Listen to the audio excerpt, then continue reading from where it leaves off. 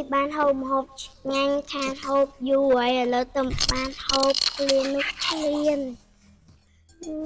ឆ្ងាញ់ដល់ក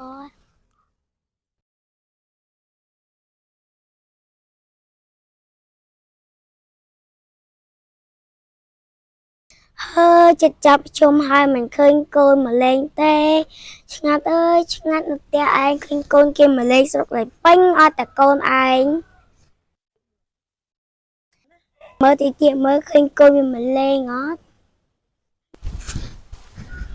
ឆ្ងាត់ដល់ម៉ែហូបបាយលើហ្នឹងម៉ែ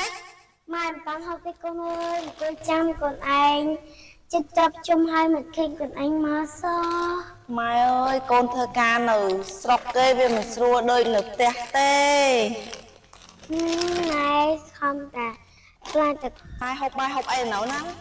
នៅកូនអើយម៉ែគ្មានលុយតិចម៉ែហូបទេកូនអើយកូនសុំទោសផងម៉ែនៅកន្លែងនោះពិបាកណាស់សូម្បីតារ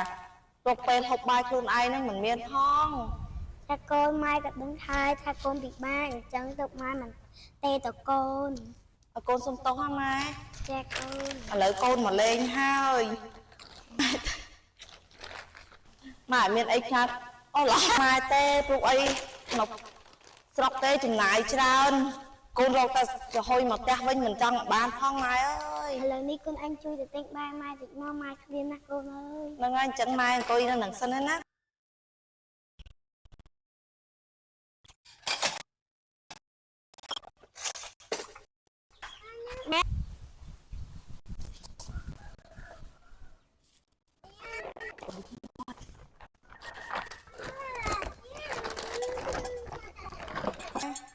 កូន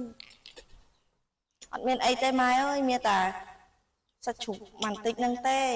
កូនពួកកូនអត់មានលុយដែរហ្នឹងមកជុំឆ្នាំនេះអត់មានអីទេម៉ែអើយម៉ែហូបទៅនេះម៉ែសាច់ជ្រូកហូបទៅម៉ែហូបច្រើនទៅម៉ែហូបទៅម៉ែ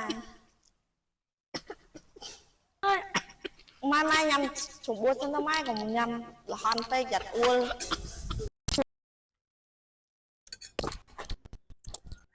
ខ្ញុំមកយកទៅម៉ែស្អាតហើយកូនចាំម៉ែកូនយកទៅទុកឲ្យម៉ែទៅសម្រាប់សិនទៅណាម៉ែកូនកុំឲ្យម៉ែអត់ងុយកូន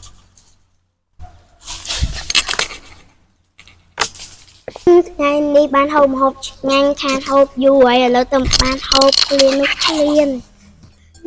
ឆ្ងាញ់ដល់កនេះម៉ែទឹកទេម៉ែហូបទឹកសិនទៅកុំឲ្យអួលចាកូន